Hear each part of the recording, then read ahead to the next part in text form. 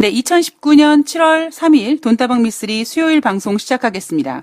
제가 어제 방송에서 삼성증권과 교보증권에서는 7월달 썸머 랠리를 예상하고 있습니다. 라는 부분을 전해드렸습니다.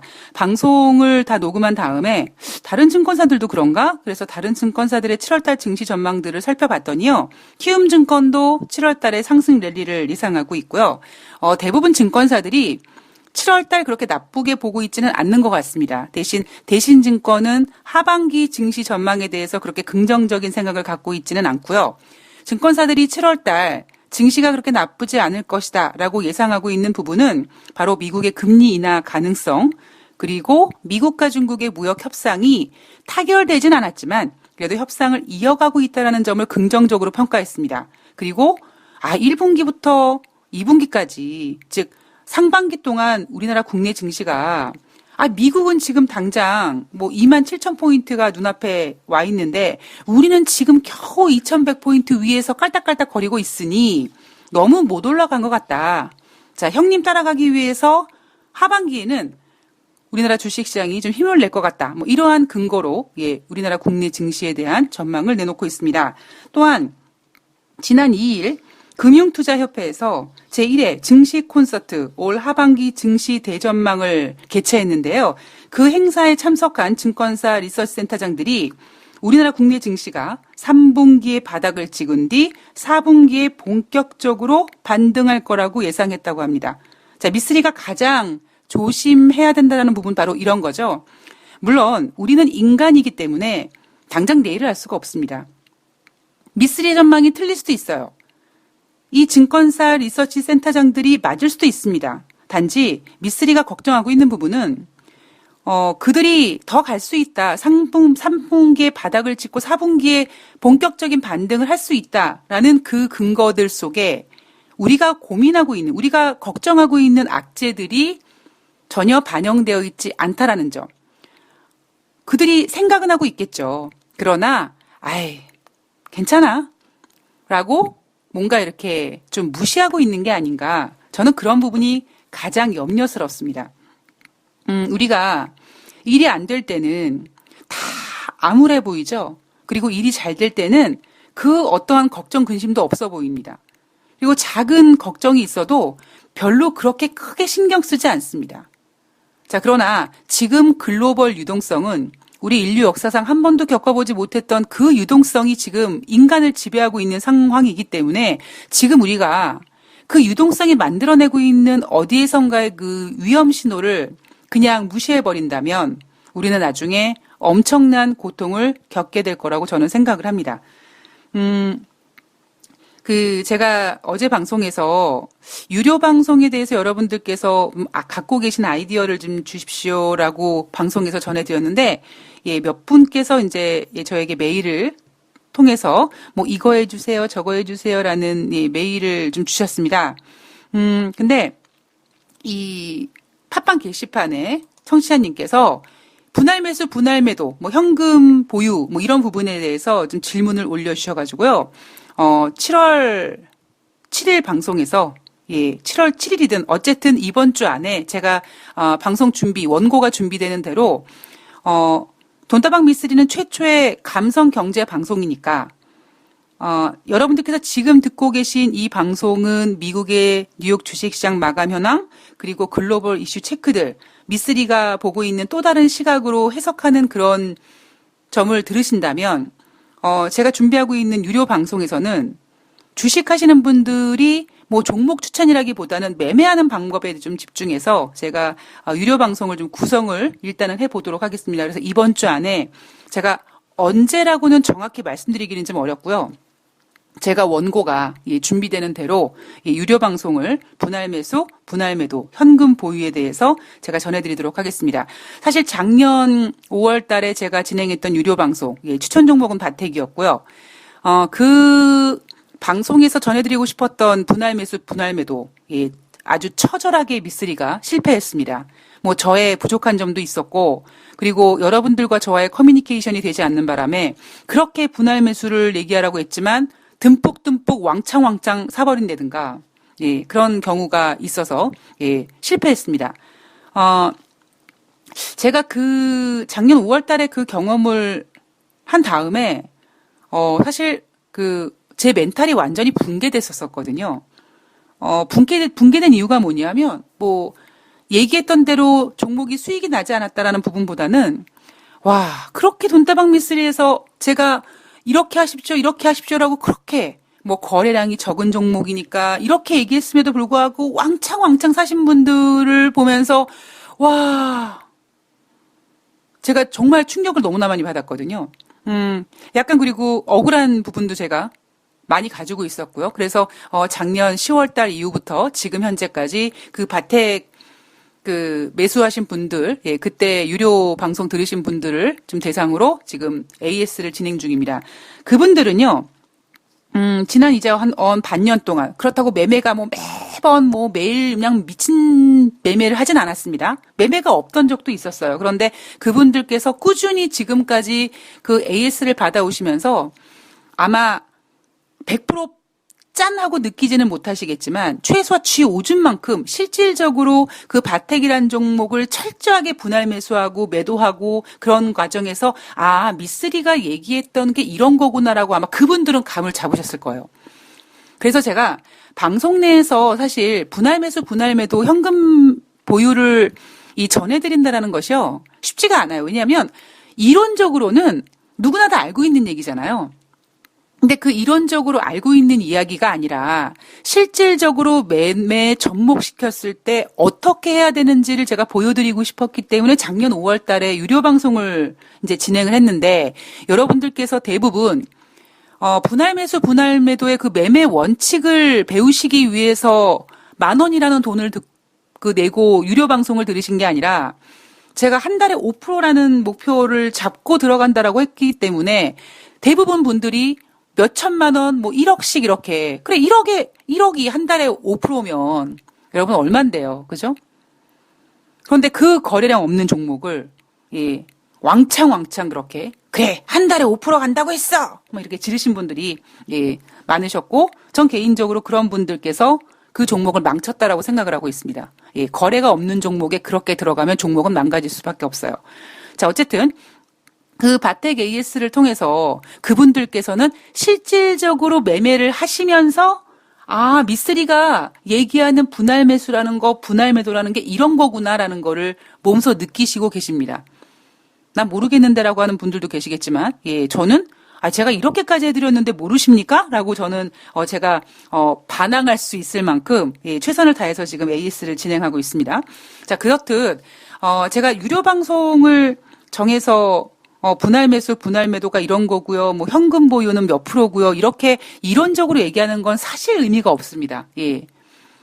제가 방송에서 지금 돈다방 미쓰리 4년 동안 방송을 지금 진행하면서 분할 매수, 분할 매도 얼마나 많은 얘기를 했습니까?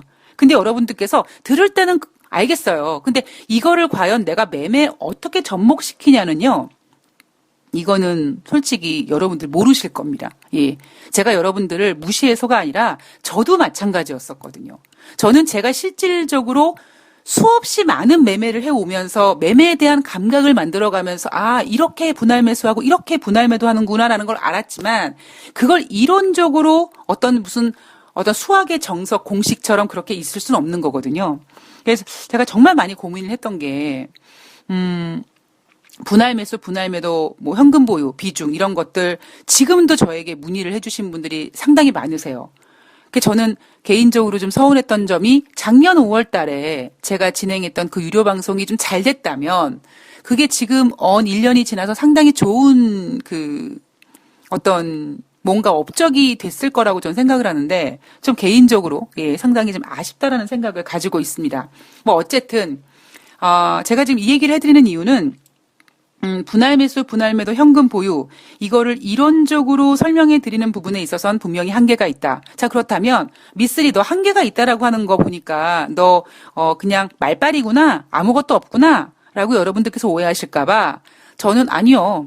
이미 바텍 AS 저를 제외하고 39분께서 지금 몇 개월 동안 매매를 해오시면서 온몸으로 체험하고 계십니다. 조금 더 구체적으로 설명해 드리면 많은 수량은 아니에요. 왜냐하면 거래량도 적고 그리고 그 AS 받는 분들 중에서 현금을 갖고 계신 분들이 별로 없기 때문에 그분들 비중으로 맞춰서 매매를 하다 보니 그렇게 많은 매매를 하진 않습니다만 철저하게 분할 매수 통해서 지금 매매하는 몇 달 내내 한 번도 손해본 적이 없고 매번 손실 본 적 없이 수익이 나서 매도하는 그런 매매를 진행하고 있습니다. 그래서 제가 만약에 여러분들께 어떤 내용을 전해드렸을 때 여러분들이 에이 야 그런 게 어딨어 미쓰리 너 말빨이지라고 했을 때 저는 그분들이 충분히 증명해 주실 거라고 믿습니다. 네, 그래서 제가 이번 주 안에 이 FUF님께서 분할 매수, 분할 매도, 현금 보유에 대해서 좀 궁금해 하셔서 그리고 많은 분들께서 궁금해 하셔서 바텍 AS 창에 계신 분들이 그런 말씀을 하시는 거예요. 미쓰리가 얘기했던 게 이런 거군요. 라고 이제 지금 정도 와서야 이제 느끼시는 거죠. 자, 그런 거를 과연 제가 유료 방송을 하나 만들어서 얼만큼 제가 좀 할지 아니면 시리즈로 만들어도 괜찮을 것 같아요. 그죠? 예. 여러분들께서 하여튼 의견도 올려주세요. 일단 제가 지금 준비하고 있는 거는, 분할 매수, 분할 매도, 현금 보유에 관련된 유료 방송을 좀 준비를 해 볼 테니까요. 거기에 관련돼서 여러분들께서 궁금하신 점, 여러분들의 어떤 건의사항, 제안들, 예, 제가 충분히 접수를 하겠습니다. 그런 내용들 좀 전해주셨으면 좋겠습니다. 자, 개미라는 이야기를 정말 싫어하는, 예, 미쓰리, 예. 돈은 인간이 만들었는데, 그죠? 주식시장도 인간이 만들었는데, 왜 우리는 외인이라고 하고, 왜 우리는 기관 놈들이라고 하는데, 왜 우리는 우리 스스로 인간이기를 포기하는가, 그죠? 그래서 개미라는 단어는 쓰지 말자. 그게 돈다방 미쓰리의 기본적인 취지고, 그러한 취지를 전해드리는 이유는, 저는 기관 투자자분들과도 매매를 해봤고, 제가 얼마 전에 돈이라는 영화를 봤는데, 예, 얘기 안 하겠습니다. 예, 그냥 웃을게요. 예, 하하하 하고 웃겠습니다. 자, 그리고 외국인들의 매매 성향도, 예, 저는 그 외국인 그 투자 전략가 지인분을 통해서, 예, 그분들의 어떤 그 성향도 좀 대충 파악을 했고요. 그리고 개인 투자자분들도 정말 많이 만나보면서, 예, 저는 개인 투자자분들 만나서 몇 마디 얘기해보면 그분이 어떤 매매를 하고 있고, 하물며 매매를 어느 정도 하고 있는 것까지 사이즈 나오거든요. 그러한 어떤 저의 경험을 토대로 일단 제가 여러분들이 더 이상 주식시장에서 개미가 아니라 당당한 개인 투자자가 될 수 있는 뭐 각계 전투이긴 하지만 그죠? 예, 각계 전투의 한계는 있지만 그래도 개인 투자자로서 당당히 쓰는 그날까지 제가 주식으로 돈은 못 벌었지만 그러니까 제가 방송을 안 하고 그냥 주식하면 되는데 이놈의 방송을 제가 왜 이렇게 못 놓고 있는지 모르겠습니다. 어쨌든 예. 방송을 하고 싶어서 매매를 하지 않아 주식으로 돈은 못 벌었으나 나중에 시간 지나가면 야 미쓰리가 하고 있는 얘기가 저게 개소리는 아니구나 라는 거는 제가 증명해 드리도록 하겠습니다. 여하튼 여러분들께서 제가 진짜 이제 6월 말까지 방송을 하기로 했다가 이제 연장하기로 했고 어차피 할 거면 제대로 하자라고 해서 제가 마음을 다잡고 준비하고 있는 거니까 여러분들께서 예, 우물쭈물 하지 마시고요. 예. 자, 제가 지금 여러분들께 공을 던져드렸어요. 저 분할 매수, 분할 매도, 현금 보유에 대한 유효 방송 준비하겠습니다라고 했어요. 그럼 여러분들께서 궁금하신 거 올려주셔야 돼요. 예. 어차피 돈 내고 들을 거니까 최소한 야 내가 돈 냈으니까 이런 정도는 얘기해줘야 라는 얘기를 여러분께서 제안하실 수 있습니다. 공짜 방송이면은 제가 하고 싶은 거대로 하면 돼요. 그러나 유료 방송으로 제가 매매에 대해서 뭔가를 전해드리겠습니다라고 말씀드린다면 여러분들이 그만큼 돈을 낸 가치만큼 여러분들께서 궁금한 거를 물어보셔야 됩니다. 예, 저는 그렇게 생각을 하고 있습니다. 자, 오늘 돈다방 미쓰리에서 예, 유료 방송, 분할 매수, 분할 매도, 현금 보유, 이게 시리즈가 될지 단편이 될지는 저는 모르겠습니다. 예, 여러분들이 얼마나 많은 의견을 주시고, 그리고 바텍 같은 경우에 지금 몇 개월을 하고 있는 상황 속에서 이제 그분들께서 이런 거구나 라고 아시지만 이런 거구나 라고 하지만 100%는 아니에요. 그렇듯이 시간이 걸리고 하루아침에 알 수 있는 건 아닙니다. 그래서 그만큼 어려운 거예요. 여러분들 인터넷에 분할 매수, 분할 매도, 현금 보유 치면은 정의가 안 나옵니까? 해석이 안 나옵니까? 여러분들 분할 매수, 분할 매도 몰라요? 아니잖아요. 그게 아니기 때문에 매매에 접목시키는 거기 때문에 상당히 중요한 부분이고요. 제가 어제 방송에서 절대적인 원칙이다라고 말씀드릴 만큼 절대적으로 중요한 부분이다 보니까 제가 여러분들한테 여러분 이런 것 좀 이렇게 예를 들면 수업 시간에 좀 질문 좀 하세요라고 하는 것처럼 그런 의견들을 좀 많이 올려주셨으면 좋겠습니다. 자, 유료 방송 얘기하다가 시간이 훌러덩 가버렸습니다. 자, 뉴욕 주식시장 7월 2일 화요일 뉴욕 주식시장 조금 전에 끝났습니다. 다우지수가 0.26% 상승 마감했고요. 나스닥이 0.22% 상승했고요. 그다음에 S&P 500이 0.29% 상승했습니다. 자, 이날 뉴욕 주식시장 상승 마감했는데 장중에는 마이너스였어요. 그렇다고 또 이날 종가에 상승 마감했지만 그닥 그렇게 또 많이 올라간 건 아닙니다. 자, 여러분 7월 1일 월요일 날 돈다방 미쓰리 제목 기억하십니까? 여러분 이번 주는요. 금리를 인하하겠구나. 그렇게 금리를 인하하게 만들어줄 한 주라는 제목을 제가 달고 여러분들께 이번 주에는요, 우리가 6월 달에 그렇게 기다렸던, 금리 인상 할까? 해야 될 것 같은데? 이제 그런 상황 속에서 금리 이야기가 나왔고, 금리 인하 이야기가 나왔고, 금리 인하를 하니까 막 되게 좋아하네?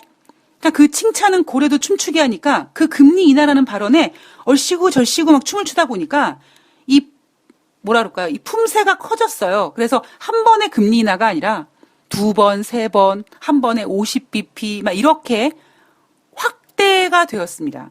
자, 그리고 6월 말에는 정신 차려 가만 있어봐.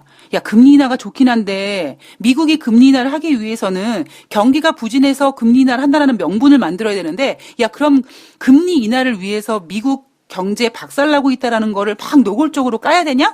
그러진 말자 우리 조금 좀 정신 좀 차리자. 이런 분위기가 6월 말이었습니다.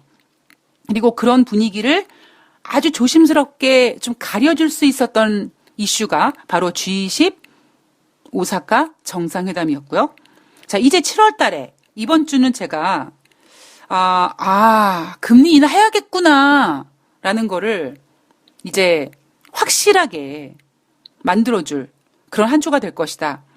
PMI 지표도 발표가 될 것이고 무엇보다 7월 5일 날 예정되어 있는 고용지표 그리고 7월 3일 날 발표되어 있는 ADP 민간 고용지표들조차도 혹시 7월 30일, 7월 31일 날 FOMC 회의에서 금리를 인하하겠구나라는 거를 확실하게 확인 사살을 시켜주게 되지 않을까. 그런 한 주가 되지 않을까라는 것이 미쓰리의 이번 주 전망이었습니다. 자, 그래서 7월 2일 화요일 뉴욕 증시는요. 장중에는 다우지수가 소폭 하락했습니다. 그런데 클리브랜드 연방은행 총재가 올해 실물 경기가 가라앉을 조짐이 보인다.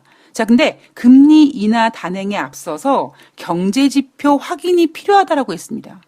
자, 그런데 어제 발표된 6월달 미국의 제조 PMI 지표 전달에 52.1에서 51.7로 하락했습니다. 자, 중국이 다시 PMI 지표가 기준선인 50 이하로 이탈했고 유로존도 여전히 PMI 지표가 부진하고 자, 그래서 이 세 군데 중에 그나마 미국 PMI가 잘 나왔다. 아무리 전월 대비 못 나왔지만 기준선 50 이상에 있다라고 위로는 했지만 냉정하게 생각했을 때 이놈의 기준선 50 근처에 와 있다라는 거죠. 자, 그래서 이날 국제 유가가 즉 7월 2일 화요일 뉴욕 주식시장에서 국제 유가가 무려 4.8% 급락합니다. 아이러니하죠. 왜냐하면 오펙 회의에서 2019년 12월 말까지 6개월 동안 지금 하루에 120만 배럴씩 감산하기로 한 거를 연장하기로 했다가 아니라 조금 더 기간을 연장해서 2020년 3월까지 연장하기로 했습니다. 그러면 평소에는 국제 유가 시장에서 감산을 이렇게까지 예상했던 것보다 더 연장한다는 것은 결국 공급을 줄이겠다라는 의지가 있으니 국제 유가가 상승하겠구나라고 해서 국제 유가가 상승을 해야 되는데 이 오펙 회의에서 3월 달까지 감산을 연장합니다라는 발표를 했음에도 불구하고 국제 유가 시장은 오히려 WTI 같은 경우에는 2.84달러 하락해서 56.25달러로 가라앉습니다. 국제 유가가 왜 가라앉았을까요? 무엇보다 미국과 중국의 무역 협상 장기의 우려감도 있고요. 그리고 미국의 경기 지표 부진, 뭐 미국뿐만 아니죠. 이미 유로존이라든가 뭐 중국 같은 경우에도 마찬가지지만 우리가 그나마 야, 미국이 견제하면 돼. 뭐 이런 생각을 했는데 미국 너마저 이제 금리 인하를 진짜 해야 되는 거야? 정말 그런 거야? 이렇게 생각하면서 글로벌 경기 둔화 우려감이 국제 유가에서 감산을 연장했음에도 불구하고 이렇게 5% 가까이 하락시켰습니다. 그리고 이날 뉴욕 주식시장도 물론 미국과 유럽연합과 관세 전쟁도 있고 뭐 여러 가지 이유가 있지만 다시 이제 미국이 7월 달에 금리 인하 할 거네. 하겠구나. 할 수밖에 없구나. 그래 인정하다 보니 자, 금리 인하는 증시의 호재일 수밖에 없죠. 그래서 이날 국제 유가는 금리 인하 가능성이 하락했지만 뉴욕 주식시장은 금리 인하가 확실시 되고 있구나라는 생각으로 뉴욕 주식시장은 상승 마감합니다. 자, 이번 주는 금리를 인하하게 만들어줄 한 주입니다. 무엇보다 지금 미국이 티는 안 내지만 6월달 PMI 지표가 이제 50 근처까지 내려왔다는 거 상당히 충격적인 거고요. 여러분 참고로 6월달에 발표된 5월달 미국의 고용지표, 비농업자 고용자 지수 7만 5천 건 증가했습니다. 예상치가 얼마였습니까? 예상치가 18만 건수예요. 자, 지금 7월 5일 날 발표될 비농업자 고용자 지수가 한 15만 명 정도 예상합니다. 우리가 지난달까지 시장에서 전망했던 18만 명보다 이미 3만 명 눈높이를 낮춘 상태예요. 자, 근데 그러면 전월에 발표됐을 때 7만 5천 명 발표됐으니 이번 달에 예상치를 15만 명 잡아놨다면 15만 명 이상 나오면은 예상보다 잘 나왔다라고 좋아하겠죠. 자, 그러나 15만 명보다 미달이 되면 진짜 미국이 고용지표가 안 좋아지는구나 라는 우려감이 형성되겠죠. 그러나 저는 15만 명의 기준이 의미가 있다라기보다 15만 명도요. 왜 예상치 18만 명 잡아야 되는 거 아닙니까? 근데 이제 미국은요. 비농업자 고용자 지수를 이제 예상치를 18만 명조차도 잡을 수가 없는 상황이 된 겁니다. 우리가 단순히 와 예상보다 잘 나왔어. 15만 명보다 잘 나왔어. 라고 쪼개고 있을 때가 아니라는 거죠. 예상치조차 18만 명을 예상하지 못할 정도가 됐구나라는 거를 현실은 어떻게 직시해야 됩니까? 냉정하게 직시해야 된다. 자, 이날 국제 금값 이런 분위기를 반영하듯이 전일 대비 온스당 18.70달러 1.4% 상승해서 1,408달러로 마감합니다. 미국 무역 대표부가 유럽 제품 40억 달러치 관세 부과 결정 내렸다. 자, 글로벌 경제 우려감 형성됐다. 그리고 무엇보다 7월 달에 금리 인하 가능성 커졌죠. 클리브랜드 연방은행 총재가 올해 실물 경기가 가라앉을 조짐이 보인다. 자, 금리 인하 단행 앞서서 경기 지표가 확인이 필요하다. 아니, 더 이상 뭐 어떻게 확인을 해야 돼요? 뭐 PMI 지표, 미쓰리에서 매일 뉴욕 주식시장 마감 현황 끝날 쯤에 발표하는 경기 지표 뭐 언제 한번 제대로 좋았던 적 있습니까? 최근 들어서 다 지지부진하지? 자, 이날 발표된 경제 지표 6월달 비즈니스 여건 지수 5월달에 48.6에서 6월달에 50.0으로 회복했다. 자, 이 뉴욕주의 비즈니스 여건 지수가 이 ISM에서 발표된 PMI 지표라고 보시면 됩니다. 이것도 마찬가지로 기준선이 50입니다. 그런데 지난 5월 달에는 50 이하로 떨어졌다가 다시 이제 50.0으로 회복했다. 뭐 잘 나왔다라고 하지만 이건 잘 나온 게 아니에요, 여러분. 이게 흐름이 있다가 뭐 계속 주례장창 빠집니까? 여러분 매일 주식이 빠져요? 큰 흐름에서 주식이 만약에 빠지더라도 최소한 고개는 살짝 들 때도 있잖아요. 예. 흐름에서 매일 주례장창 빠지거나 인간도 마찬가지입니다. 매일 잘 나갈 수 없어요. 예, 매일매일 잘 나가는 인간도 너무 잘 나가서 육체적으로 방전이 돼서 힘들어서 꺼이꺼이 하면 컨디션 떨어져서 일이 잘 안 풀릴 때도 있습니다. 그러나 다시 또 재충전하고 다시 좋아지는 것처럼 또 하락할 때도 마찬가지예요. 매일매일 죽어나가요? 나 매일매일 불행해?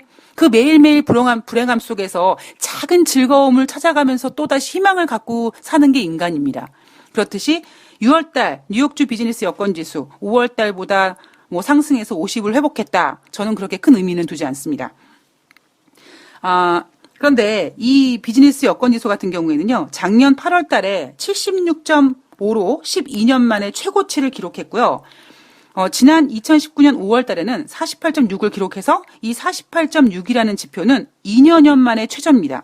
자, 여러분 다시 한번 보시면 2018년, 즉 작년 8월 달에 이 6월 달 비즈니스 여건 지수가 76.5였습니다. 기준선이 50인데 작년 여러분 8월 달에 어땠습니까?